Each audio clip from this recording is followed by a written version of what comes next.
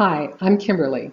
Welcome to As I've Seen It. Well, I've reached the point where I can't talk about those candidates. I don't even want to look at them, don't want to think about them right now. The elections is in a few days.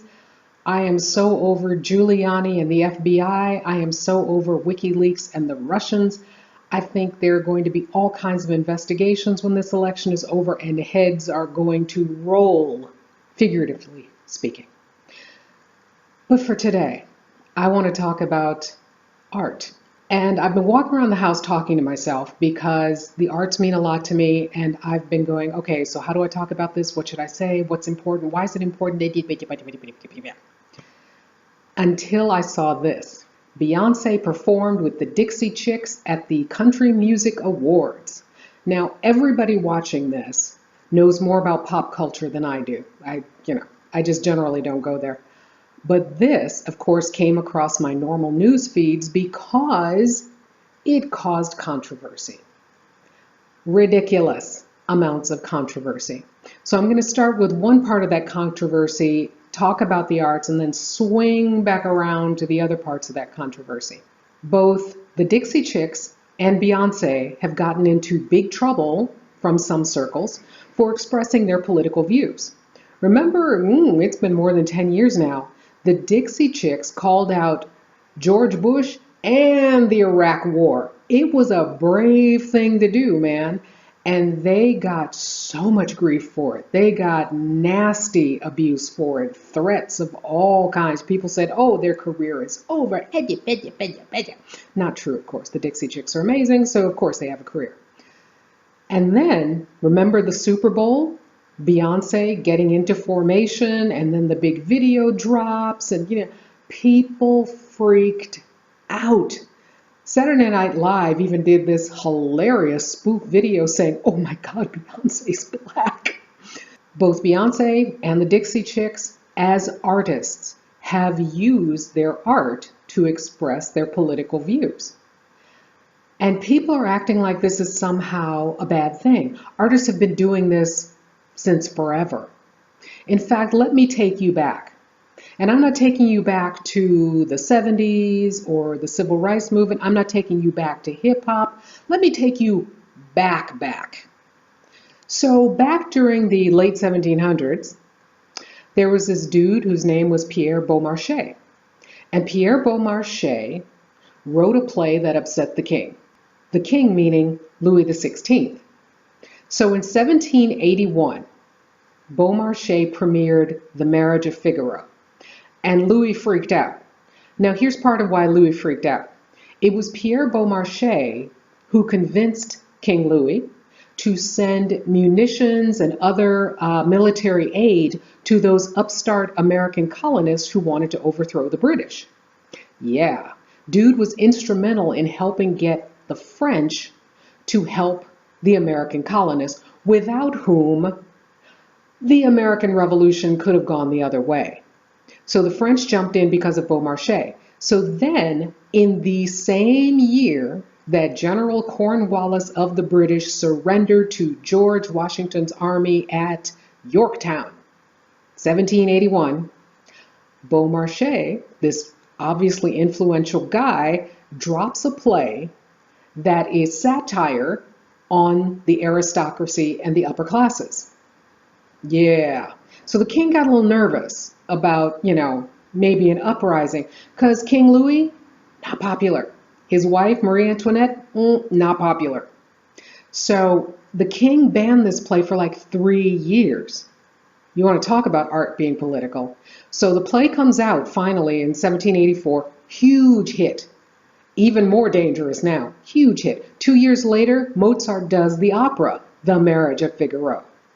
So there are some who credit this radical play with helping to lead people to the French Revolution. Not sure I'd go that far, but it was definitely a statement. So in addition to radical plays that have been commentary on the politics of the time and the social status of the time, of course there have always been paintings, whether it was Goya making a statement about war, or Picasso making a statement about war. There have been plenty of painters who've stepped up to say, this is what's happening, and this is my commentary on it. Billie Holiday and her song Strange Fruit. That song, Strange Fruit, is about lynching. I will not show you a picture of lynching. Don't forget Marvin Gaye singing Mercy, Mercy Me. That was radical at the time. And coming farther forward, NWA, F the Police. What does that say about the society in which we live? And of course, before he passed, the great Prince wrote a song for Baltimore. The arts are essential to political discourse. The arts are essential to humans. The arts are not optional. The arts have been around for a long time. I asked Google to show me a map of cave paintings. Yes, I talk to Google like it's a person. And this is what Google showed me. Cave paintings didn't happen in one location. Cave paintings happened around the world. The earliest ones that we are aware of happened between 38 and 40,000 years ago. They have a lot of similarities. These early artists depicted what they saw every day, the animals, the plants, etc. Some of them even tried to depict the unknown, what they thought controlled the weather or controlled their lives. We have examples from around the world of people illustrating the same concepts in different ways. So why isn't one artist's depiction enough? Because every artist sees the world in a slightly different way, and he or she should be able to express that in whatever way he or she chooses. And of course, we can add architecture to the list. Both the Aztecs and the Egyptians thought this shape was incredibly important, that it expressed something important for them. Similar designs show up all over the world, and they're equally moving despite their variations. All of these things are part of what make us human. The ability to express ourselves, the need to express ourselves. And because the arts humanize us, I'm circling back around to Beyonce and the Dixie Chicks now. Because art humanizes us, perhaps art has the ability to heal and bring us together. You see, one of the biggest issues after these women performed was, well, that's country music, that's our music, that doesn't belong to black people. My people were brought to the US with nothing but their memories. And oh, what those memories contained. Art and culture. They managed to retain quite a bit of their musical tradition, and with it, form a new musical tradition. They took the new language they'd been taught, and they created something completely different, a new American music. The foundation of that music is Negro spirituals, which gave us the blues.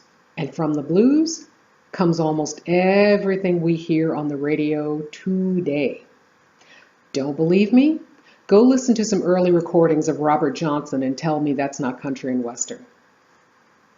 Gospel, blues for the church. Rock and roll, all of it comes from the blues. So it was absolutely appropriate for Beyonce to perform with the Dixie Chicks. Musical collaboration is an amazing thing.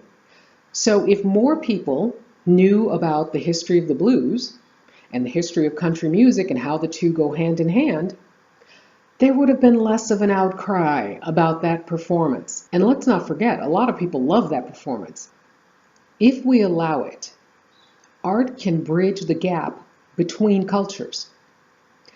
Art can show us what we have in common. Art can show us snapshots of the past. Art doesn't have to be political, but it can still make a statement about society. Thanks for watching.